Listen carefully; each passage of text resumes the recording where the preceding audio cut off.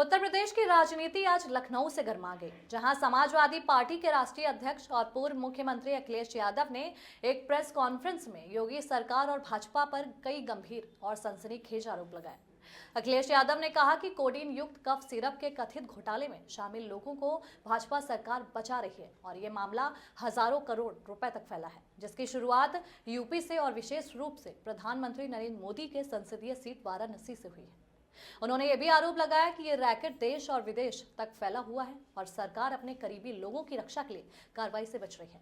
साथ ही उन्होंने मतदाता सूची में छेड़छाड़ का भी आरोप लगाया, जिसे उन्होंने एनआरसी की तर्ज पर एसआईआर प्रक्रिया बताया। उनके मुताबिक जहां भाजपा हार रही है, वहां समाजवादी पार्टी समर्थकों के नाम हटाए जा रहे हैं और ये लोकतंत्र पर एक सीधा हमला है।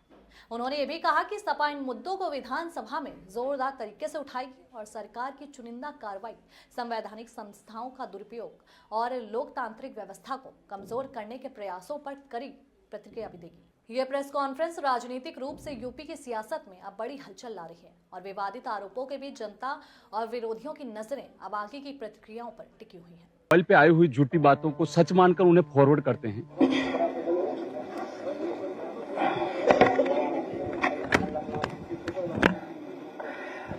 अभी हम सभी विधायकगण यहाँ पर बैठे थे और बहुत सी चर्चाएं हम लोगों ने आपस में की।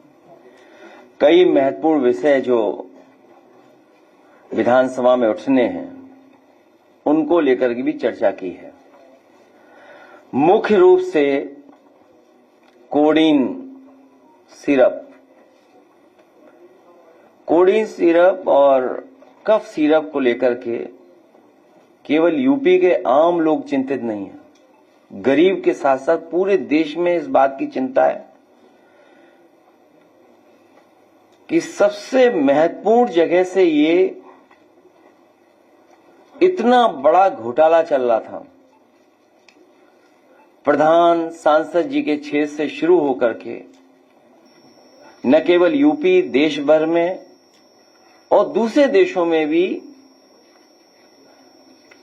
कोडीन सिरप, कफ सिरप को भेजा जा रहा था और उसके पीछे शुरुआती दौर में ये बात निकल करके आई कुछ 100 करोड़ का घोटाला है ये, लेकिन बढ़ते बढ़ते ये निकल करके आ रहा है कि हजारों करोड़ का घोटाला है।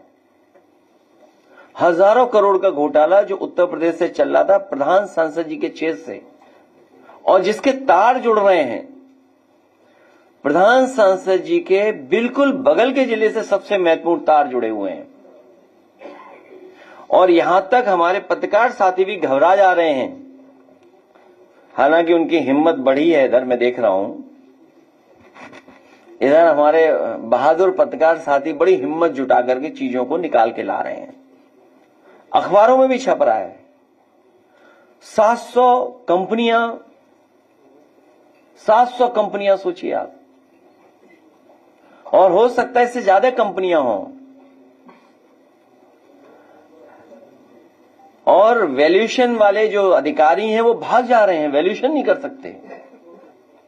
सुनने में आया कि जिन पत्रकार साथियों ने वो वीडियो वायरल किया है उनको भी ढूंढा जा रहा है। उनकी मदद तो सरकार को करनी चाहिए, सुरक्षा सरकार को देनी चाहिए।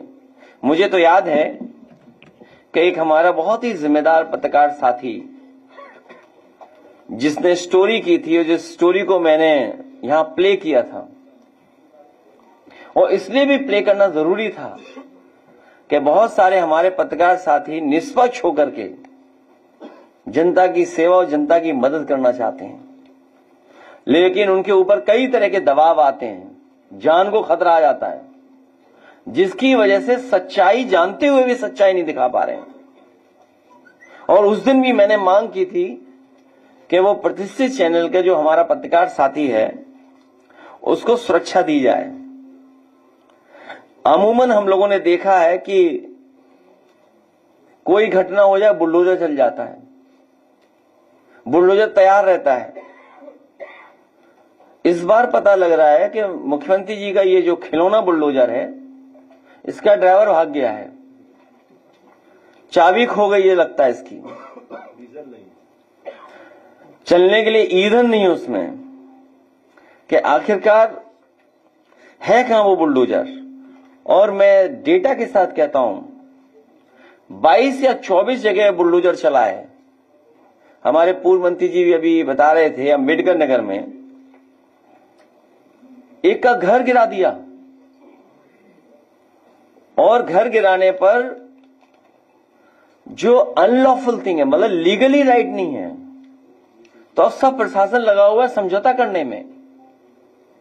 और याद होगा महाराजगंज में चीफ जस्टिस ऑफ इंडिया ने कहा कि दोषी लोगों के खिलाफ कार्रवाई के साथ साथ जो नुकसान हुआ है 30 लाख की वो भरपाई की जाए। लेकिन यहां जब हजारों करोड़ का मामला है वहां पर सरकार चुप है, और 22 या 24 जगह बुलडोजर चला है पूरे उत्तर प्रदेश में बड़ी बड़ी घटनाओं में। उसमें 22 लोग पीडीए के लोग हैं, 22 लोग पीडीए हैं जिनके ऊपर बुलडोजर चला है। 24 में 22 लोग पीडीए